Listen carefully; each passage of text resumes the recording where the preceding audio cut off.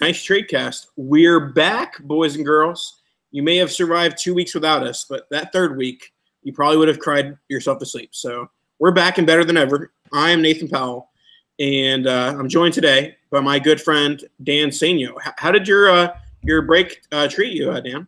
Well, I would have preferred there not to be a break, but it was different showing, having my Monday night or my Tuesday night and not being able to see your beautiful face. So it was kind of tough. Well, it was a 2-week break, but actually for us, it was only a 1-week break. For those that don't follow us on Twitter, if you don't, then why are you listening to us? But for those that don't follow us on Twitter, we tweeted out that our file got corrupt 2 weeks ago, where we recorded like an hour-long show. And when Dan clicked on the YouTube link, the hour-long show was 1 minute and 35 seconds. So all of our takes condensed into that. It was not a show worthy of being on RotoViz Radio. So we are here today, and we're recording this on Monday night, which means that it is, as the world knows, Scott Fishbowl Day. And so who else would join us on Scott Fishbowl Day other than our good friend, Scott Fish? How's it going tonight, Scott? I was wondering if you'd accidentally say Scott Fishbowl. If you'd say our good friend Scott Fishbowl. I mean, it's good. It's good to be here. I'm surprised that Dan said beautiful face. I think that there's a love fest going on here. That's interesting. Well, he hides most of it with the beard, so I'm allowed to say it's beautiful for now. Oh, there we go. Yeah, I got the summer beard going. Teacher life for another month or so. So. All right, before we get into well, by the way, this is something that you don't know, but the format of today's show and our show over the next couple of weeks is going to be we're going to have a game of Target 1, Fade 1, where we'll go through NFL offenses. We're going to do one team from each division each week. So 8 divisions, 8 teams today. Target 1, Fade 1, and so that should be exciting. We're going to start off with some exciting teams. But before we get into the show, I want to let you know that you can get a RotoViz radio subscription with our listeners only 30% discount through the NFL Podcast homepage, rotoviz.com/podcast. Your subscription gives you unlimited access to all of our NFL content, and it also supports the pod. And you can contact us via email, rotovizradio@gmail.com, and you can slide into those DMs at rotovizradio. Dan, I'm sure that you've done this before, but it's always a good feeling when someone's like, hey, like, can you get us like a discount code to RotoViz? And I'm like, yes, I can. Go to that RotoViz Radio podcast homepage. Get those DMs a lot. Yeah, so those are always good. All right, let's get into today's show. And it is going to be the first offense we will talk about is the Los Angeles Rams. They went from having the hideous Jeff Fisher to the amazing Sean McVay. A lot more attractive weapons entering the 2018 season than a few years ago. So, Scott, if you were to target one player from this Rams offense, who would it be from a dynasty perspective? We're also assuming, and just to get all this out, we're assuming Superflex and target 1, Fade 1. And Scott, you are targeting Todd Gurley. Tell us. No, he's the 101. In most dynasty drafts, I was just joking around. Did you say we're assuming Superflex? Yes. Oof, man, that makes Goff awful tempting. I don't really know about the wide receivers, so it's got to be Goff or Gurley for me. Running backs, shorter careers, and Superflex. I'm probably targeting Goff, I guess. I get somehow out of that list, I'm probably targeting Goff. I think he's probably one of the cheaper of it, and I think that offense is going to be pretty good for years to come. Yeah, and I think that for a guy who had like a breakout season, his ADP hasn't really skyrocketed because he did have an absolutely terrible rookie year, and then he absolutely reverses that by having a great sophomore year. And yes, obviously he's more expensive than he was 12 months ago, but he's not really up there with the Watsons and the Carson Wentz or the younger guys that had huge 2017 seasons. Dan, what are your thoughts on Goff? Yeah, I mean, with McVay and with all of those weapons now, Gurley to kind of throw the defense off and not really know what they're going to do, I think Goff is super attractive. We saw what he could do last year, and I think that maybe kind of, we don't want to say it's his floor because he performed extremely well, but I feel like there's still more that they can do with him. There's still more they can do in the passing game. So we'll kind of see how they continue to grow. I'm guessing that they may regress back to the mean a little bit, but honestly, I don't think they I don't think they're going to go backwards much. I think McVay's going to keep those wheels turning, and I think they're going to continue to innovate and continue to do really, really smart things on offense, which we saw a lot of last year. But my target, and I'm actually really surprised that Scott didn't say this, to quote the great Scott Fish, my target in this offense is actually what we like to refer to as Jared Goff's binky, Robert Woods. This is just kind of an inside joke in one of our side chats. Scott has referred to Robert Woods as Jared Goff's binky because if you look at all of the target breakdowns, when Woods was healthy, that's where Goff went. That was his guy. And they bring in Brandon Cooks. You still have Cooper Kupp. Obviously, Todd Gurley's in a dominant role, and he's going to get the majority of obviously the carries and a lot of targets as well. But Robert Woods and Jared Goff have that special connection. Obviously, we're going to get a whole offseason of Brandon Cooks working with Goff too, so I'm sure that rapport will grow. But really, Robert Woods at his price tag, he's really attractive to just go and get for cheap. And I mean, those are starter points every week. You're looking at wide receiver 3-ish production, and he's being priced probably like wide receiver 4 or 5. So I'm all about that. I'm with you. I'll just go ahead because obviously I'm with you. You know how much I love Woods in a redraft sense, and I know this isn't dynasty, but there are some dynasty players that like to win now. I have him as my top Rams wide receiver, and Kupp is my second, and Cooks Oh, Scott, what are you doing? I think it's clear.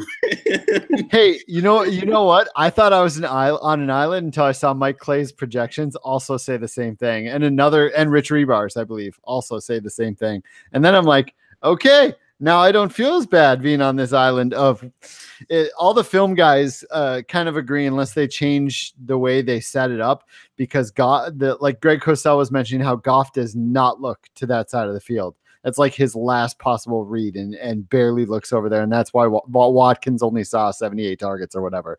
I think Cooks is going to be right in line for that, 75, 80 targets or whatever, and be the wide receiver 3 on that team. He's going to have some big games, but I don't think it's going to be consistent. And I like the other two.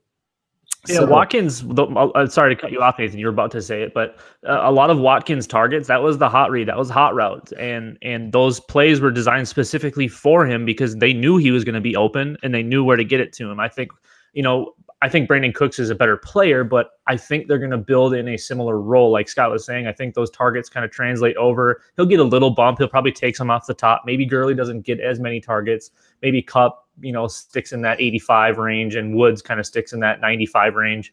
They're going to be able to throw the ball more, and I think Cooks will get some, but I still don't think he's going to be the go-to man for Goff. I will say we got to remember Brandon Cooks is like 15 years old. I think he's like Nathan's age. He's younger than Nathan. I think Cooks is 15 and Nathan's 16. So there's a lot. Which is why I love my boy Brandon Cooks, and I think being the wide receiver 3 is blasphemy.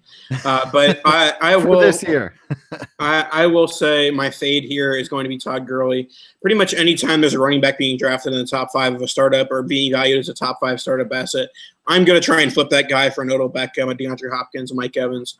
Every single time I'm fading the guys that are being priced that way. Even if you want to go lower to running back, if you want to go towards like a Leonard Fournette or a Dalvin Cook and maybe get something on top to trade away Gurley, I'm definitely fading Gurley at his price, and I would be targeting Cooks. What are your thoughts on who to fade, Scott?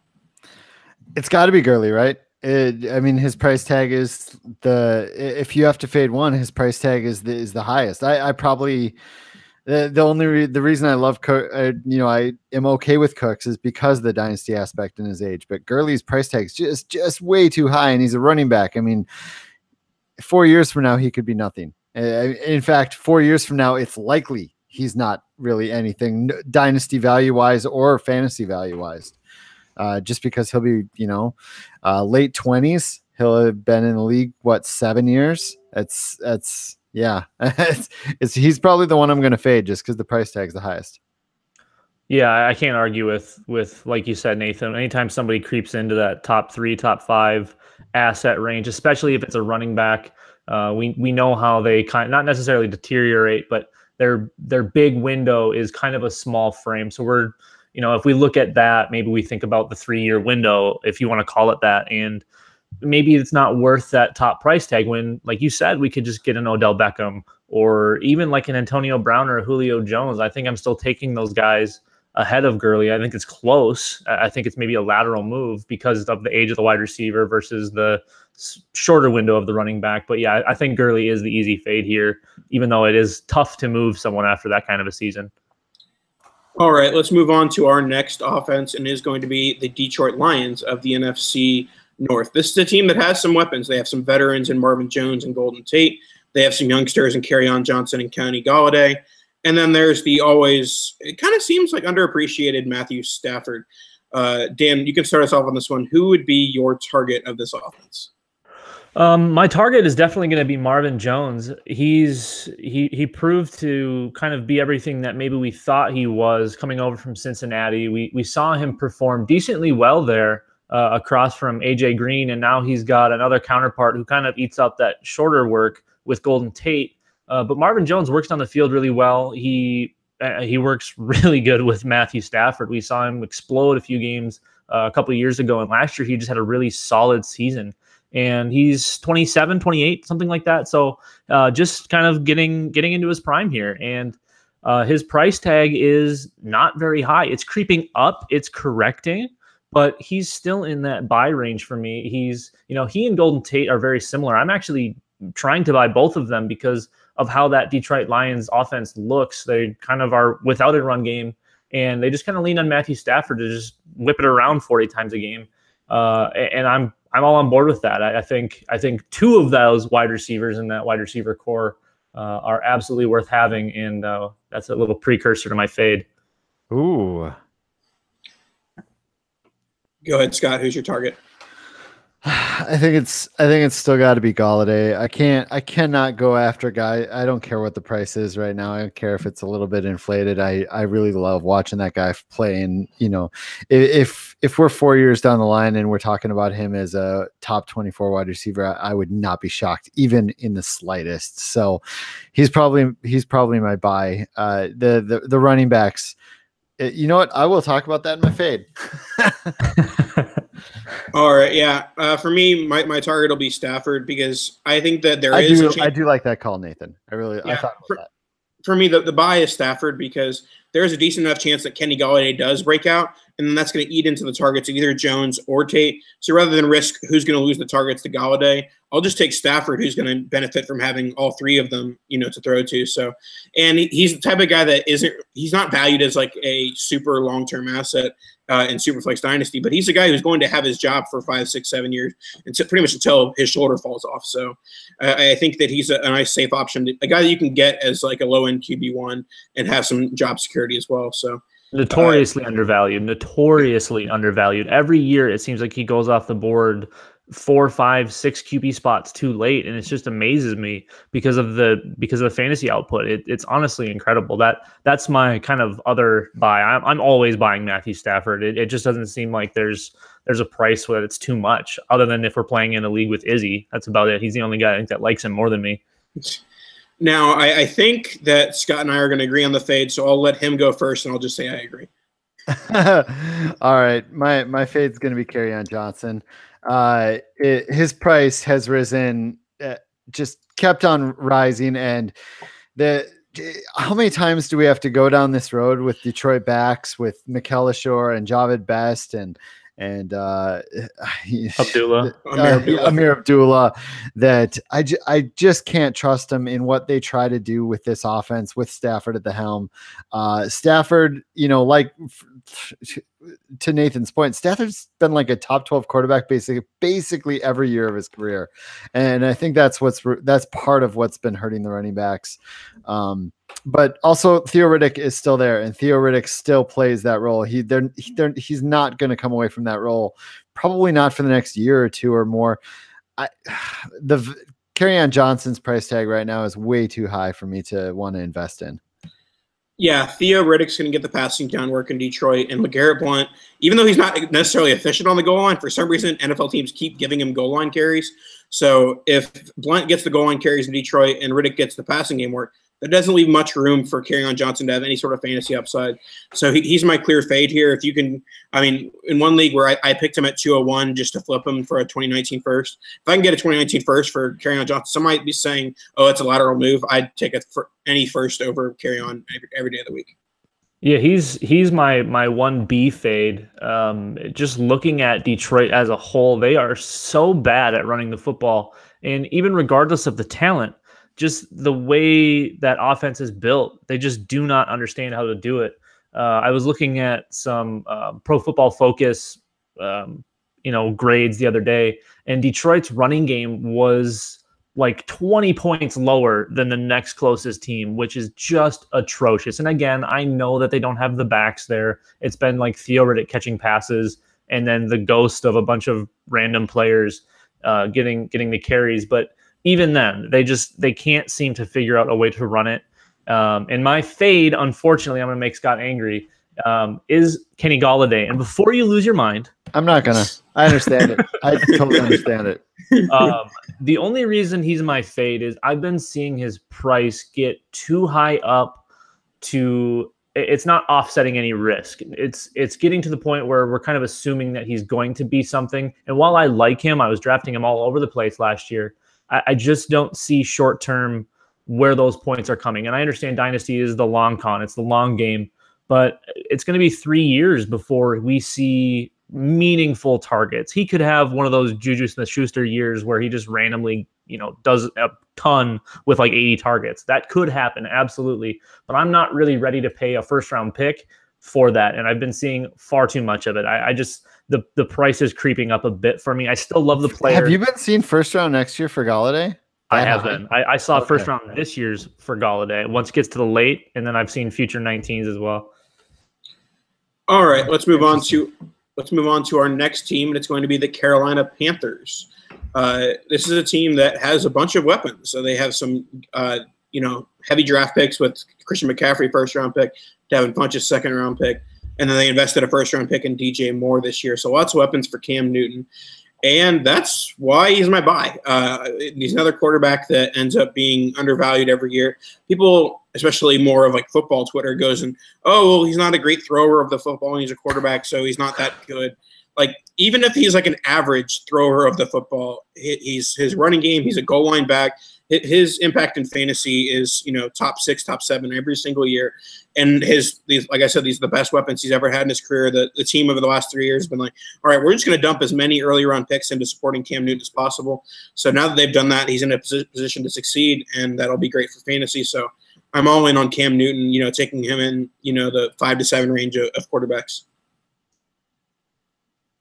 Yeah, if you want me to go next, I'm going to be in the boat you were last time pretty much. There's everything on Carolina I either don't like or the price is too high except for Cam. so he's the choice by default. Like DJ Moore's got a price tag for an unknown that I don't love at this point. McCaffrey has, like, it seems like the people who have McCaffrey are the guys that invested highly in him either via trade or draft pick last year. And it seems like that price tag is too high. So, and you know how I feel about Funchess and then Greg Olson's. You're not a big Funchess guy. I will tell you this: the Panthers are one of the teams that I watched a ton of last year, and I've watched. Last summer I watched a ton of the Panthers from the year before. I've watched so much Funchess. I came out of last summer thinking he was one of the worst wide receivers in the NFL that I watched, which is a flat out fact. And I watched this year and he definitely improved. There's no question. He improved a lot of things. I think he was better at catching. I think he was more physical in his routes. But I still don't like him. Just because Nathan likes him. I just, it seems where he goes, I always like someone else more, I guess is the fairness. I no longer hate him. I now think he has value. I now think he's draftable. And I now think, he's even a flex worthy guy, but I'm just still not a huge fan. Yeah, Scott, I remember like there were times last offseason where like you didn't like me as a human being because I would talk nice things about Funches. I don't know. What is wrong with you? Well, that's the problem when you watch so much of a bunch of players last summer, and just he stood out as so bad. It just it's what happens. No big deal. All right. Dan, who's your target in this offense? Of course.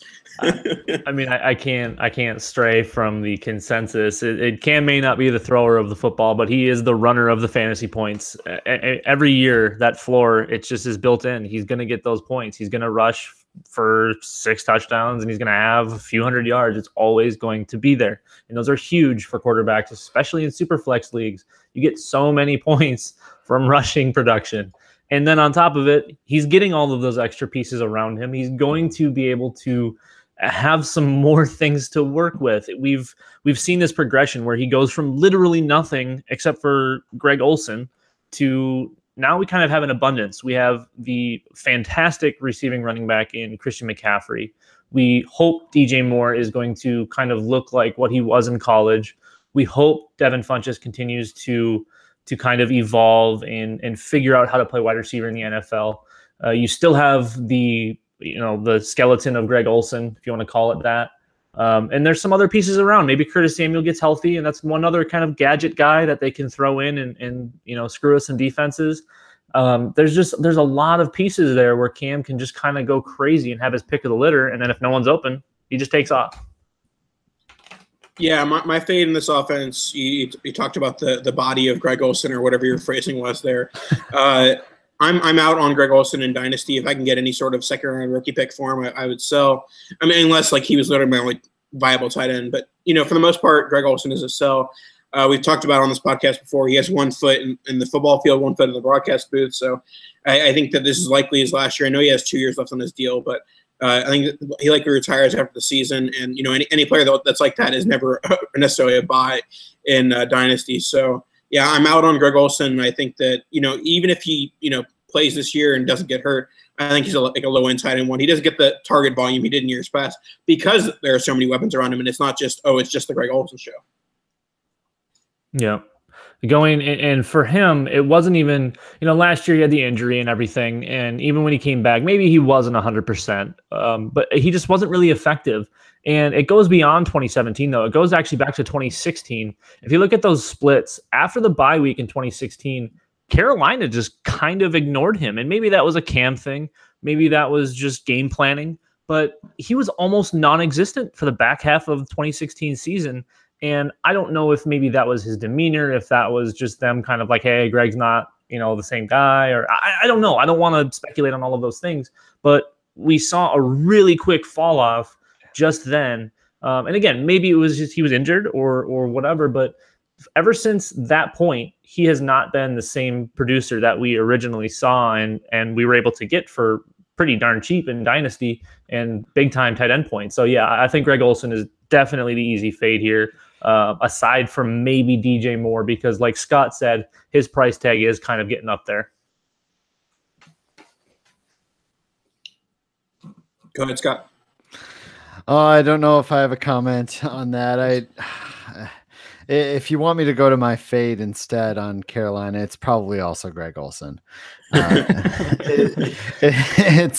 It's just there's a lot of tight ends out there. His price tag is, it's probably reasonable, but there's so many win now teams, but that it might not be. So he's probably the one that I'm avoiding the most, just because I don't think there's value after this season. All right, let's do our last NFC team, and that'll be the Philadelphia Eagles. This is a team, another young emerging offense, Carson Wentz at quarterback. And I'll actually start, we'll go a little backwards here, but I'm going to start with my fade just to, grind it, Scott, a little bit. My fade is Jay Ajayi. I think that even with his, he's not as expensive as he was this past offseason or, when he was with the Dolphins, but I don't see the Eagles heavily invested in him in his future. I think they'll involve Corey Clement a lot in this offense in 2018. And I think that the biggest advocates of Ajayi see him as a long-term workhorse back. And I think that the health risks, along with just a lack of long-term commitment, kind of show that that's not likely to happen. Yeah, it's I've been relatively vocal about Ajayi in the past. Uber talented. Honestly, he really is. He was fun to watch in college when when he had that crazy stretch in Miami. Honestly, really fun to watch. But it's that health. You just can't consistently stay on the field as a best ball asset, which we aren't technically talking about. But as a best ball asset, I think his value is actually really good. I think getting 6, maybe 7 games of RB1 scoring is worth his current price tag. But as far as just standard PPR scoring dynasty, I find it really hard to go after him actively. I think he's just kind of tough to have around because you're not consistently getting those points out of him, and you don't really know if he's actually going to be on the field every week. I'm actually going to surprise you here because I think you guys are right. I'm a realist on this. I think that redraft wise, he's got decent value because he's going to be a 15 touch game guy, but I don't know how many years that's going to keep up. I can easily see them drafting another back within the next couple of years. Corey Clement and Darren Sproles are going to dig in a little bit this year, but the long-term future of Ajayi, and I believe he's now 25 years old. The long-term future of Ajayi, I think is probably not the best, maybe a year or two, and you're paying, round what, 5 or 6 in dynasty probably for him for a guy that you're going to have for, a couple of years, and with limited ceiling. I don't love that at all. Yeah, I feel like we've been agreeing a lot, and I think our next agreement is going to be across the board, or maybe not. We'll see. Alshon Jeffrey is my target here. He's a guy that's going in the 4th, 5th round of dynasty startups, where I think that his fall in dynasty has been very unnecessary. He had a very good season. Last season with the Eagles, they signed him to a long-term extension. He has Carson Wentz as a young quarterback. So, I think the future is pretty bright for Alshon. Him and Aguilar are a nice 1-2 tandem at the wide receiver position. So, I think he's a guy that's going to be like 1,100 yards, 7 or 8 touchdowns, be good for that, for the next few years. So, I'm all aboard having him as like a wide receiver 3 if I'm building, a wide receiver heavy team. I think he's a very solid asset at his price. Scott? Oh man! If you want a second to think on it, I can go. Yeah, you go. So maybe you can have a fresh take, but I'm gonna also go with Alshon Jeffrey here. And like you said, Nathan, he had a really good season last year, especially if you just kind of cut out that whatever that Nick Foles portion was, because Nick Foles isn't good. I understand he won a Super Bowl, but that was more the defense than anything. Jeffrey was good in the playoffs, though. He was, and maybe that was just Foles getting his feet back underneath him. But that stretch with Carson Wentz, I mean, he was truly fantastic. His yards per target was immense. It was like top 3 or 4 in the league if you set that bar for targets at like the wide receiver 1 or wide receiver 2. I mean, he was up there with like your Mike Evans, with your Julio Jones, with all those guys. That's fantastic last year too. What's that? I think he had 9 touchdowns last year too. Yeah, and the touchdowns are going to continue to be there, especially it's going to be a high-powered offense. Right, and if Wentz keeps working on that down the field ball, which we saw him, I mean, from rookie season to sophomore season, we saw him progress so dramatically throwing the ball down the field, and that's where Alshon excels. That's where he's big time. We saw the yards per target dip a lot with Nick Foles, and that's just because they weren't expecting Nick Foles to be able to do that. But you saw Alshon fade away a little bit until the playoffs, until maybe they kind of put more faith in Nick Foles. So with Wentz and with him continuing to get better, we're only going to see Alshon continue to put up those points because that's where he's getting stronger, and that's where Alshon wins. And with Nelson Aguilar underneath and Zach Ertz across the middle, and maybe you have Corey Clement or Darren Sproles taking looks away, Alshon's going to have a lot of one-on-ones on the outside, and he doesn't really lose 50-50s that much. And he's solid at just getting open anyways, so he doesn't have to even worry about the 50-50s if he's just getting open. You know what? I mean, everything you said is fair.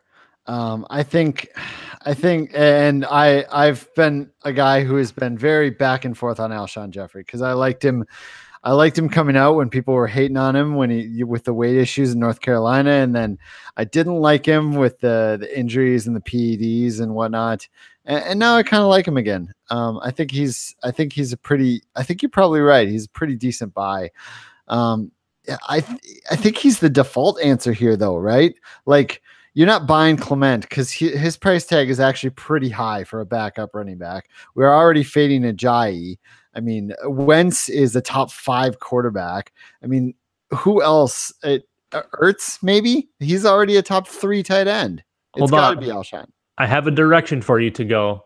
Okay. And it's not Ertz, but it's his heir apparent in Dallas Goedert. I think he might have some Trey Burton type upside. And when Zach Ertz maybe kind of goes off into the abyss after maybe a second Super Bowl ring or something, I think Dallas Goedert is a really, really good tight end, and he's in a great place to excel. And tight ends get hurt. We're going to see him this year. We don't expect Zach Ertz to play 16. Maybe he plays 13. Maybe he plays 12. Whatever it happens to be, he's still going to be one of those top 5 tight ends.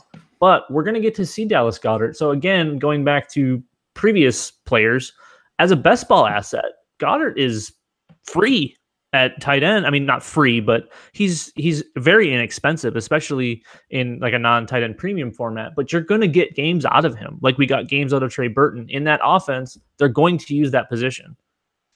I can see that. I can see that angle. I can definitely see that angle. And Ertz gets hurt. He's immediately a huge value. Are you thinking Goddard's price tag is suppressed a little bit at this point because of Ertz? Yeah, so that makes him a value. Definitely, because he's stuck behind him, and everyone's like, "Oh, they have Zach Ertz, they're not going to use him." But again, the tight ends always get hurt. That's the nature of the beast. So we're going to see him, and I think the first time we see him, his value is going to skyrocket because I think he's a very good player. Well, tight ends do get hurt, but you know what doesn't hurt? Playing at my FFPC. Let me tell you about our friends at the Fantasy Football Players Championship, the home of season-long high-stakes fantasy football. The fantasy draft season is heating up, and the FFPC has a format to suit interest and budget. Whether you like best ball or superflex or classic managed leagues, there are drafts daily with entry fees starting at just $35. Jump into a slow or a live draft today. If you like Dynasty, the FFPC has almost 200 active Dynasty leagues with entry fees starting at $77 and going up to $2,500. And here's something incredible. Not a single Dynasty league has folded in 8 years. New Dynasty leagues are forming right now with startup drafts launching on a regular basis. Don't miss the MyFFPC experience. Go to myffpc.com. That's myffpc.com, the home of season-long high-stakes fantasy football. What an incredible segue. I'm impressed. Everyone, all of you listening, give Nathan a round of applause. What an incredible segue. All right. Well, let's segue into our AFC teams. And let's try and get these a little quickly because I know Scott has to, take a nap. Oh, no. That'd be nice, though. All right. Let's start with the Super Bowl runner-up, and that's the New England Patriots. Obviously, as always, they have a bevy of fantasy assets. Plenty of hot takes to go around on all of them. We will start with the buys. Scott, who's your buy in the Patriots offense? I really should have prepped for this show, like even an ounce. That might have helped.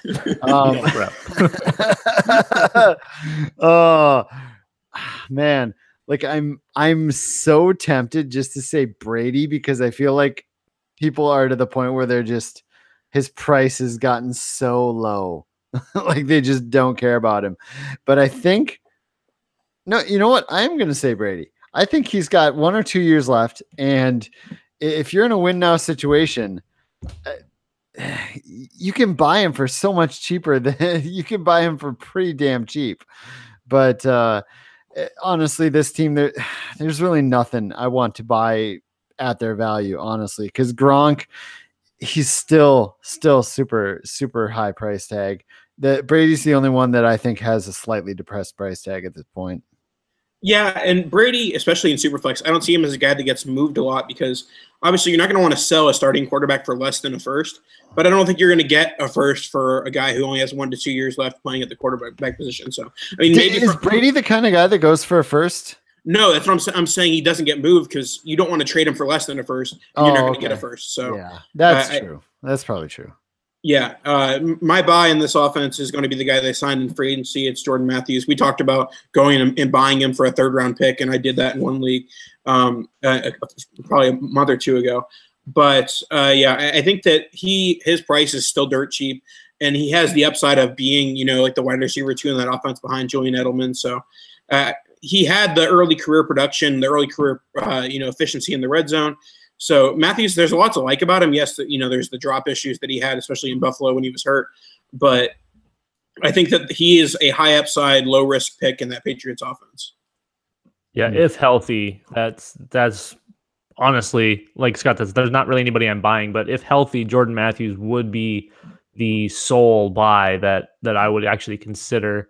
Well, maybe a second player, kind of like an end of roster type in James White, because he still is on that decent contract and he's getting a good share of targets. And without Julian Edelman right away in the season here, we could see James White have himself a little bit of success. I think he takes that role decently well, and I think he's more than capable. I don't know about between the tackles, but as a receiver, he's strong. I mean, he's a really good player.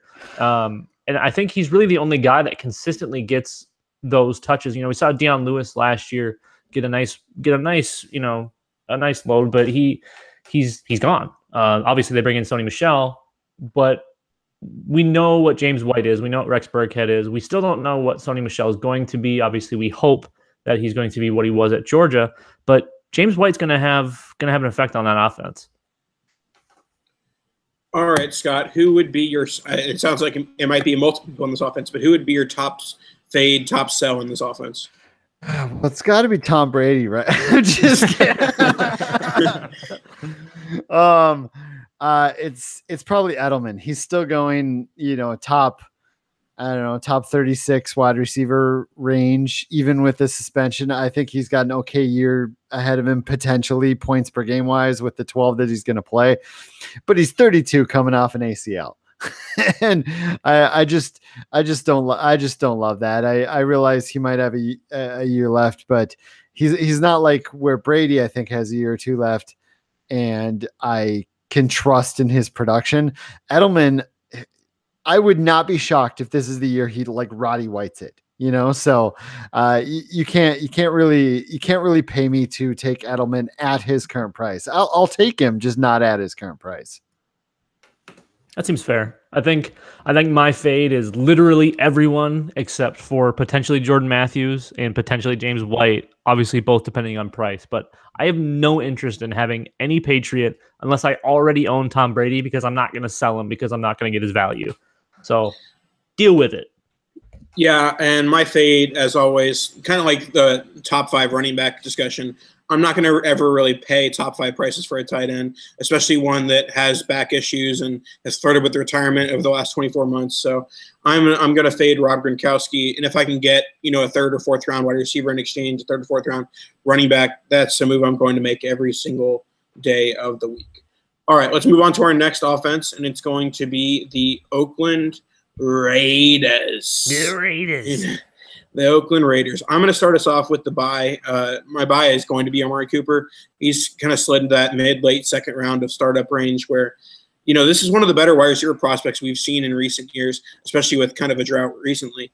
And yes, he had a down year in 2017, but I think a full bounce back is coming with a bevy of targets in 2018. I don't trust Jordy Nelson to get enough targets to where it really hurts Amari Cooper. I think he'll get the same amount or less than Crabtree got. So I think Cooper has some positive touchdown regression and just some positive, he's going to play better with Derek Carr, hopefully playing better than he did in 2017. Derek Carr would have to be good in order to get better. Oh, well, man, I don't really love this, but I think it might be Derek Carr just because that's how people feel about him. They hate him so much. And I think he's a franchise quarterback and he has such depressed value right now that I will take that franchise quarterback at that value and hope he becomes better and hope they add players with Amari Cooper, give him more weapons. But the problem is I don't trust John Gruden at all. So like, I don't want to buy anyone on this team, especially for their current prices. But if you are forcing me, I guess maybe Derek Carr, because he is going to be their starter and a super flex starter for years to come. Yeah, Oakland was atrocious last year. They were just kind of all around really bad, and Derek Carr wasn't great. I don't see him in the same light that you see him, Scott. I think he's fine. I think he's average, which gets you by. I mean, maybe that is a franchise quarterback now. I mean, we've seen Joe Flacco play for way too long, so there's that. And I don't think he's that bad. But yeah, they were so bad last year, just all around the board. Running back was bad, wide receiver was bad. I think the one bright light, and he didn't play that great, but my buy here is Jared Cook.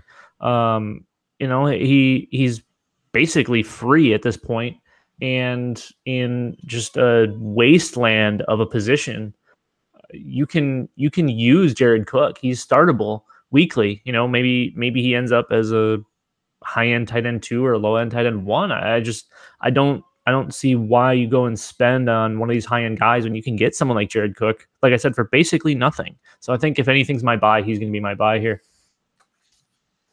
Yeah, and I'll continue on with Scott gave us a buy. Okay. Yeah. All right, I'll continue on with my fade, and it's going to be, like I kind of hinted at it earlier, but it's Jordy Nelson. Had the worst yards per reception of his career at 9.1 last year. Obviously, the worst season of his career. And so I think he's over the hill. I don't think that he's going to be reliable. You don't cut him for Jimmy Graham if you think he's going to be anything in the future. So that's what the Packers did.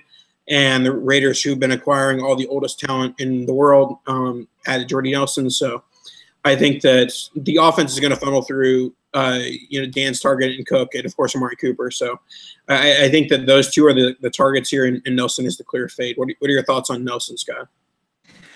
Nelson's got to be the fade, right? Like I think there is a large range of outcomes for Jordy Nelson, but I think the highest percentage shot is that Jordy Nelson is what he was because of the chemistry with Aaron Rodgers. That was a huge thing.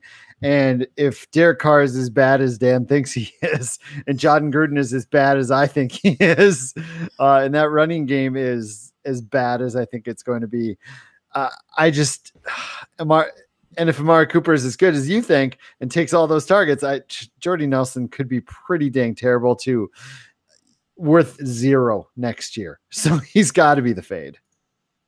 Yeah, honestly, that's because he is still relatively speaking, he's priced relatively high. So I don't love anything here. Jared Cook, because of his price, he's free, so I'm buying there. But the fades, it's a lot like New England. I'm kind of just fading everyone because I don't love any of these guys, and I like Amari Cooper.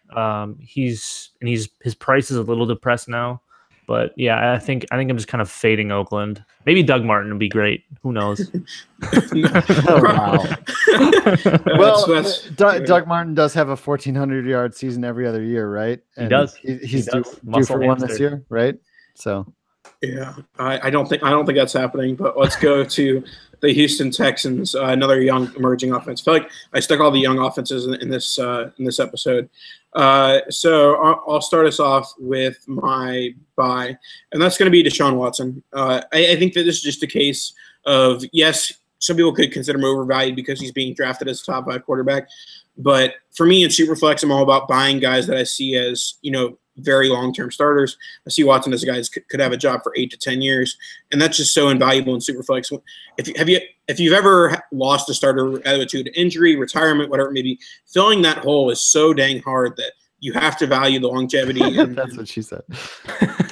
I knew you were going to say that. Jesus. So, yeah, yes, he's expensive, but I think that the fact that he's going to be a long-term fantasy starter makes him worth that price. Yeah, I dig me some Deshaun Watson.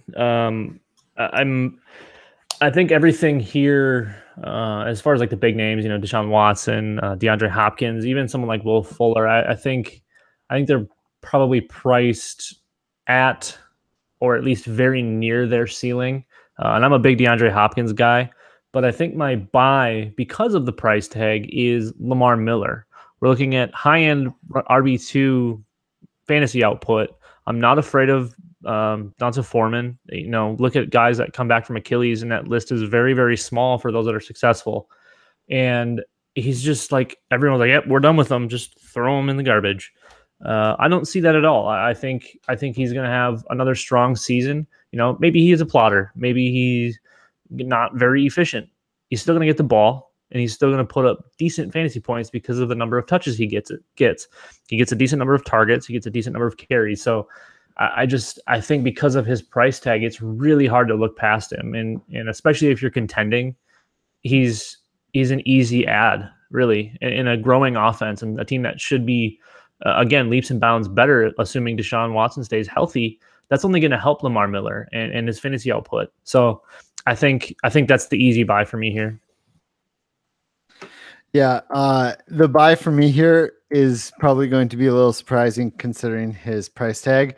It's going to be DeAndre Hopkins, and I'm right with Nathan on the Deshaun Watson thing. I think when you buy a guy like DeAndre Hopkins, even though you're paying premium this year, I don't think you're going to regret it 5-6 years from now when he's, a top 10 wide receiver for all of those years. Like whatever price tag he garners right now, it's going to feel like a hit now, but you're going to feel in the future like it was worth it. I've made those moves a few times, and I've almost never regretted them for those top guys that just stay up there. And I think Hopkins is going to be that. I mean, Hopkins, he's 25, 26 now, 26. I think he's got, a good 4, 5, 6 years of like top 12 wide receiver production. I'm still buying him at his price. Yeah, and my fade in this offense is going to be, Dan mentioned the injury, it's Deontay Foreman. There's very limited success coming back from an Achilles injury. But not only that, there's no reaction to the fact that he tore his Achilles. He's being drafted in the 7th, 8th round of startups, which I think is absolutely bananas. As a guy like, I think you went in the 4th round of the NFL draft. If this guy was a first-round pick, okay, I understand. Okay, let's not give up on a guy after one injury. But it's not like he was a great prospect. He was just an okay guy that was seen as, okay, this guy's going to be an RB2 in an NFL offense. So I think people's hate for Lamar Miller is seeping into Deontay Foreman's price, where like they just assume Miller's bad, so that means Foreman's good. No, Miller can be just okay, and that's never going to mean Foreman's good. People wanted Foreman to be Ricky Williams so badly. They wanted it so badly. And it's just not going to happen. I think that's the easy sell here. I don't want to drag it out. I just the Achilles, the draft capital. I mean, it's an easy pass. Go ahead, Scott. Oh, I didn't even realize he. Oh, sorry about that. My fade for the Texans. It's. Can I just fade both running backs? Because sure. I dislike them both so much. You can do whatever you want, Scott. You already mentioned the Achilles injury, and I mean there's room for a running back to be very good in this offense with Deshaun Watson and with that offense opening things up for him. And I can't wait to find out who the Texans draft next year that's going to be. So Bryce Love. Damien Harris. David Montgomery.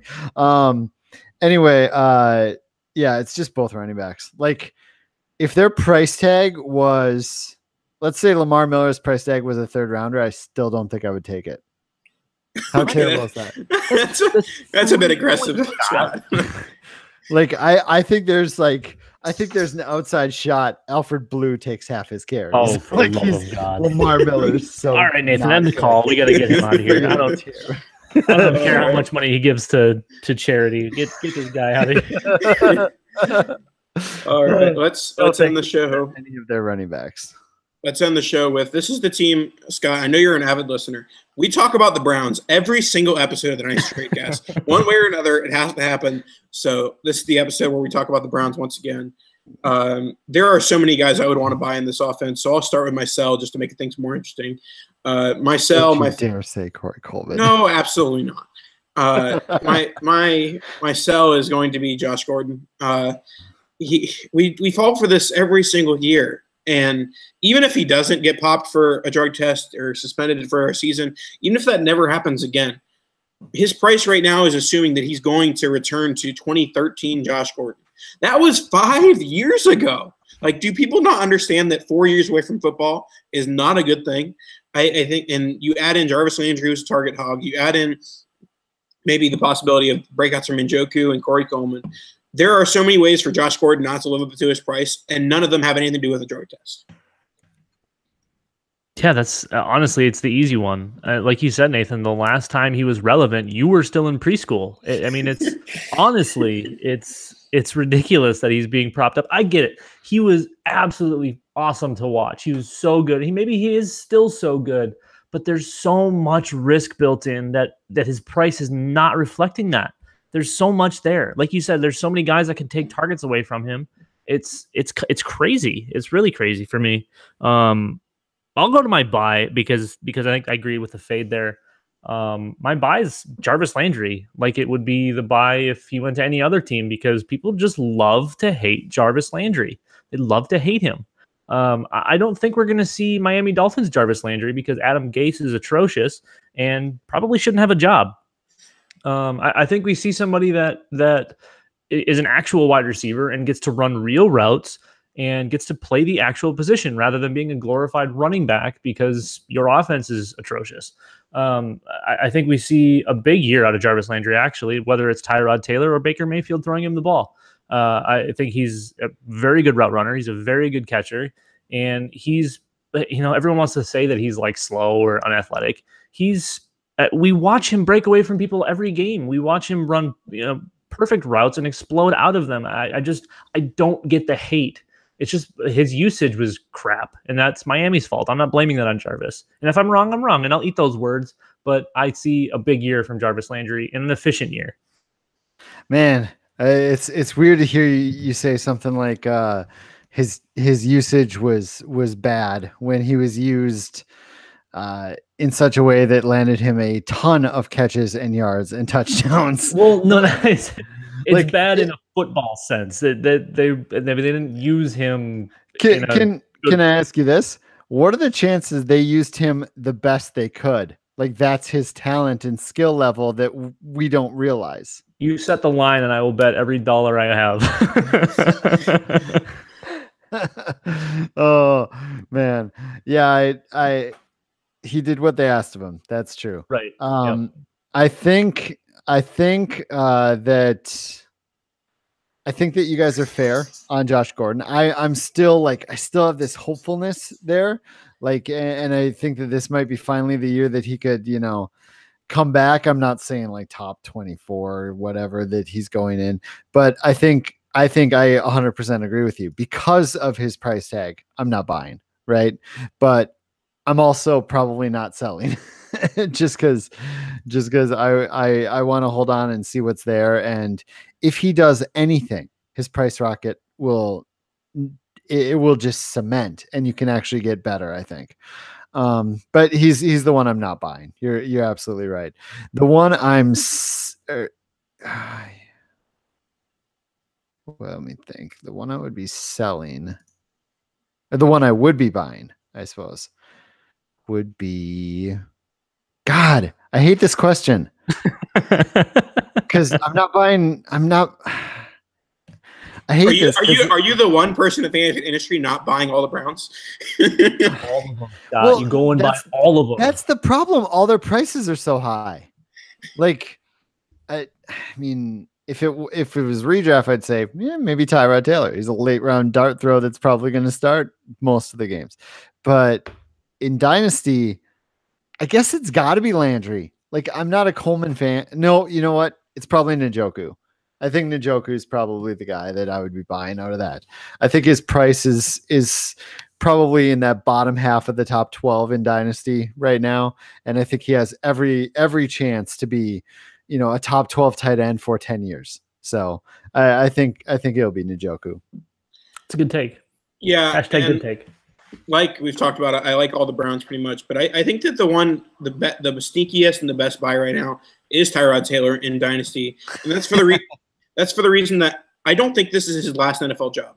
The bottom tier, like the 25 to 32 ranked quarterbacks in the NFL are so bad year in and year out that Tyrod Taylor should always have a starting job. Yes, this is it's going to be his last year starting in Cleveland if it even, goes a full year, which it won't. But I think he gets a starting job somewhere else next year. And I think he's talented enough to where he's going to be, a mid QB2 in fantasy at worst. So he's got the rushing upside. And so basically a lot of the dynasty market is valuing Tyrod Taylor as if this is his last starting job. I got him for free from Dan and Capitalist Pigs. I was happy with that. But yeah, so buy Tyrod Taylor on the hopes that this isn't his last job, and I think that could be some nice upside there. Okay. I don't remember that trade, but I know I won it. Here's the trade, everybody. It was Mariota for Duke, Alshon, and Tyrod. Oh, easy win. Easy W. I have so much depth in that league. I could have given you 2 more players. Alrighty, let's wrap up the show. Obviously, this is Scott Fishbowl week, so thank you so much for coming on, Scott. I saw you tweeted out the number of fantasy carries. Is it like 28,000 right now? Yeah, in fact, there's a SFB potathon going on right now. The Falafel House is doing 24 hours straight. Those 3 boys are going to be up for 24 straight hours having guests on, and they've already raised over 2,000. So we are over 30,000. Oh, yes. Yeah, that's so awesome, Scott. Yeah. Everything you do for the community and all the community for supporting this awesome endeavor, and of course, just the awesomeness of Scott Fishbowl. How much did you hate having to say that? I'm just kidding. You didn't have to say that. Yeah, no, it was. It's always a lot of fun, and everyone has a lot of fun in it. So, Dan, any last words for tonight? No, just like Nathan said, thank you, man. I mean, I know you don't like to take every ounce of credit for it. And I know it can be tough sometimes, but the community you do so much. You really do so much, and we love you for it. We appreciate every last bit of it. I still got to get this title belt down so you can see it, so you can hold it, man. It's glorious. See, I got my title reference in there too, as I was thanking Scott for being like the greatest person on the planet. I do have to see that belt. I have not seen it yet. That's awesome. Yeah. So yeah, thanks guys. I appreciate it. I'm trying to be better at accepting compliments. It's not something I'm very good at, but thanks. It's a fun tournament. I'm glad that people like it. I'm glad that people, support the charity, and the message gets out there to, just, if you're in a league, take one of your entry fees, put it towards charity. Your whole league can get behind it. Have the winner pick the charity, whatever. We can make a big difference out there. That is for sure. All right, that'll do it for today's show. I forgot to mention it at the top. Eric wasn't here because he's frolicking somewhere in Rome on his anniversary. So we miss you, Eric. I think he'll be back in a couple weeks. So until then, it'll be me, Dan, and whatever guest we ask 20 minutes before the show starts. Right, Dan? That's absolutely accurate without any prep. There we go. That's the Tradecast way. All right, thanks for listening, and we'll see you next week.